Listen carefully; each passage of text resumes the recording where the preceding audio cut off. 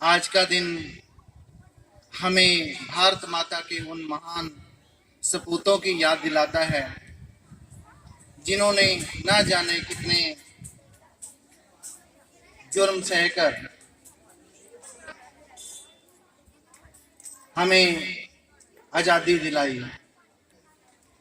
आज हम में से ज़्यादातर लोग आज़ाद भारत में पैदा हुए हैं, इसलिए हमने अंग्रेजों का वो जुल्मों सितम नहीं देखा है। लेकिन इस प्रकार के जो अवसर हैं वो हमें हमारे अतीत से रूबरू करवाते हैं। हमारे स्कूल में, कॉलेजों में जो इतिहास हमें पढ़ाया जाता है उससे हमें पता चलता है कि हमारे देश का अतीत क्या था। इतिहास केवल एक विषय नहीं है, इतिहास केवल एक औपचारिकता नहीं है।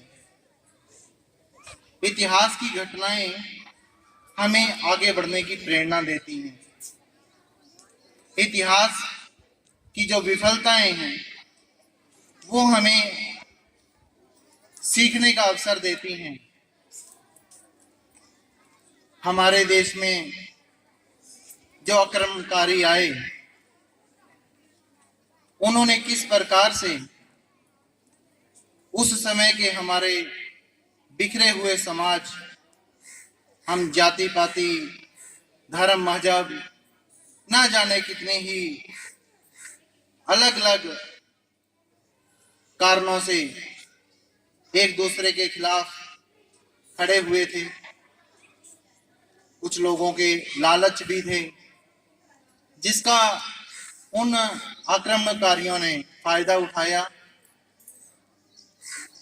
और अंततः वो हमारे शासक बन बैठे।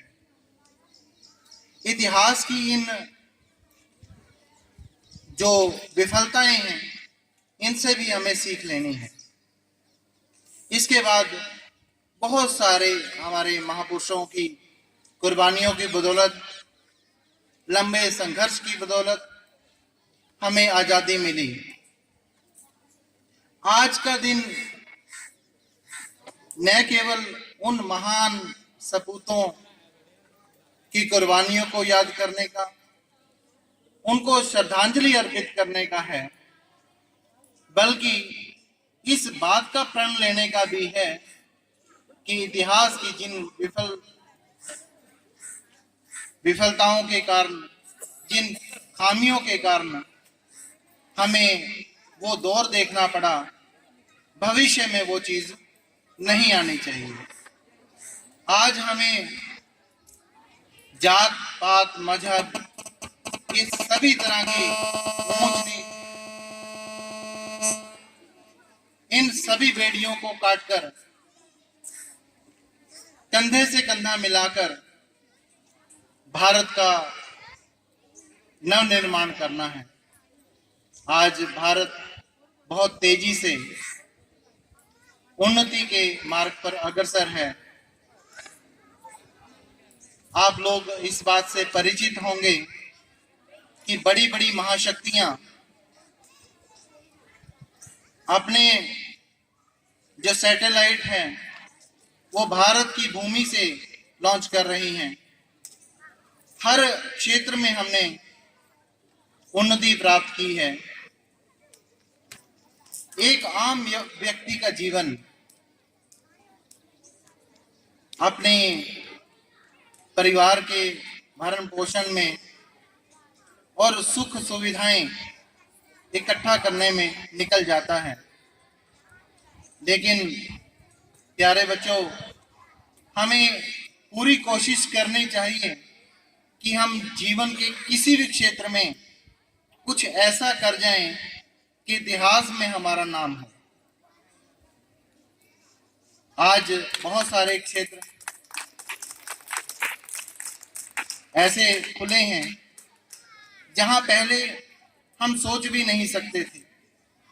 छोटे छोटे गांव से, छोटे छोटे शहरों से बच्चों ने बहुत नाम कमाया और उन्होंने ना केवल राष्ट्रीय स्तर पर बल्कि अंतर्राष्ट्रीय स्तर पर भी ख्याति पाई है, भारत माता का नाम रोशन किया है।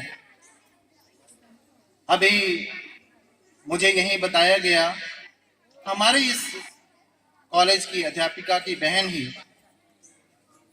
गांव कलेट से जज साहिबा बनी है।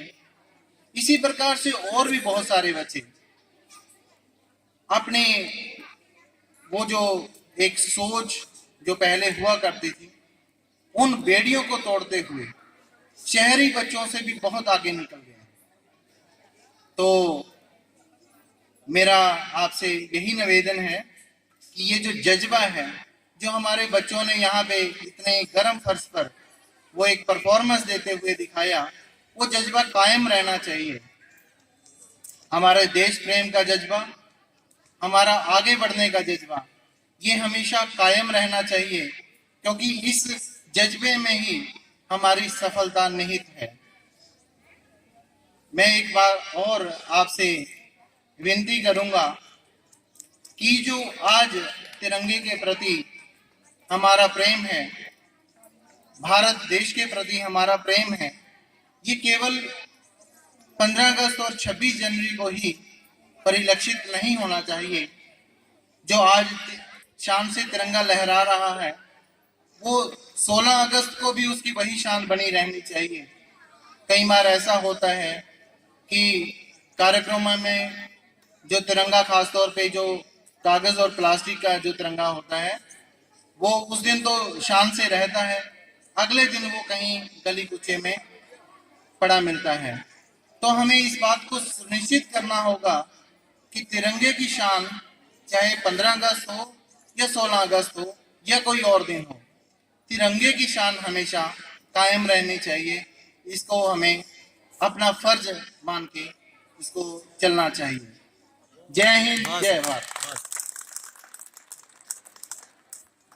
बहुत बहुत धन्यवाद सर।